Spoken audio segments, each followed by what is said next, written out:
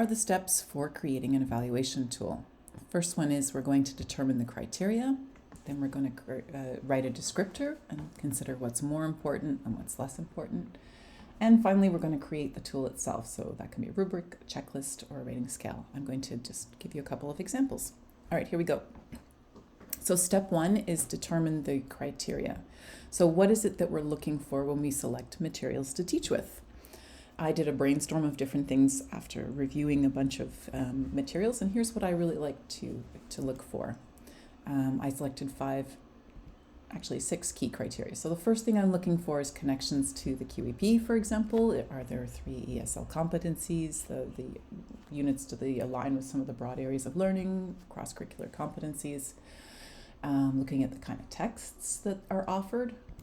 What kind of activities are there? Are they interesting and exciting and appealing?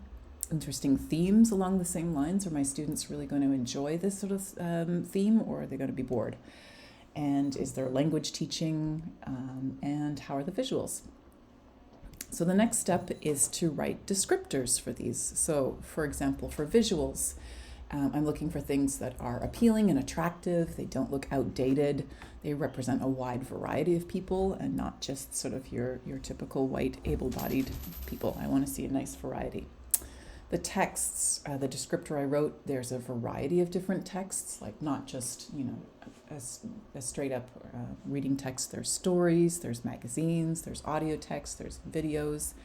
But also for me, it's important that the texts come from different cultures and subcultures. So it's not always from, Canada or the United States, and looking at different kind of people who are writing and different sort of points of view. The themes, of course, have to be really, really interesting. That is super important for me. If the themes are kind of boring for my students, I know they're going to be disengaged. So I want to find the themes and guiding questions interesting, and I want my students to really be interested by them too.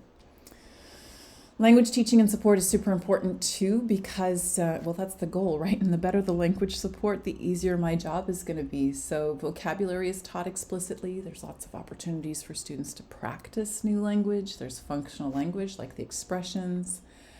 Grammar that's taught, it's in context, so they're actually using it, and it's not just, drill. And things like pronunciation help is supported there too. The activities have to be varied and interesting. Like I want to see things like games and songs and, maybe like artwork or graphic organizers or some things that are thinking outside the box. Plus, I want to see really clear alignment between the activities and the competencies. So like this is a competency 1, oral interaction activity that's creative and fun.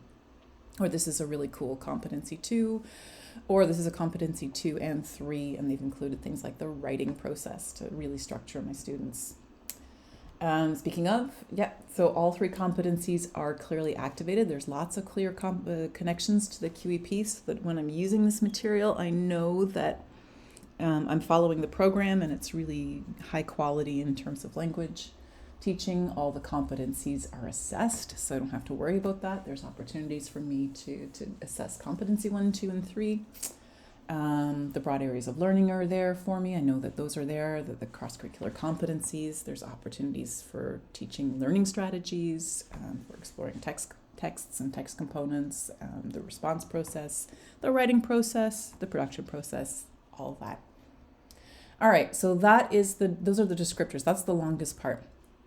The next thing to do is to consider what is more and less important. So if I organize it like this, visuals, text, themes, language teaching support, activities, and QEP connections with my descriptors, I can reorganize it. So for me, it is really, really important. The themes have to be really interesting because that's what will keep my students on task.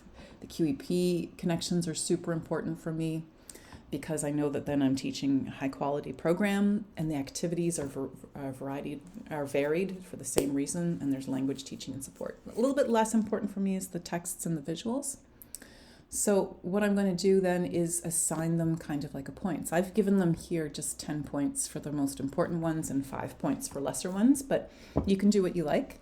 You can give it a star rating or just leave it in like order of importance. You can decide as long as you sort of consider what's more important and less important. To me, the visuals are not as important as I don't know, the QEP connections, for example. So once you've got your descriptors and you've prioritized them and you know exactly what you want, now it's time to create the tool. So here's a couple of different ways that could look. First one I did was like this. So I have the themes on the criteria on the left with some different reminders, and I have a score so that when I go and look at the different materials, I can just simply circle which thing looks good to me. Another variety is, the same thing, but I could include some notes here in case there's something I want to write down to myself. Or I could just simply, leave a space like this if I wanted more room for notes, so something like that. Something else I thought of doing is, if I'm looking and comparing two different varieties, we could have option 1, option 2. This part is less important than this part. So make sure that you have all your criteria lined up, your descriptors, so that you know exactly what it is that you're looking for.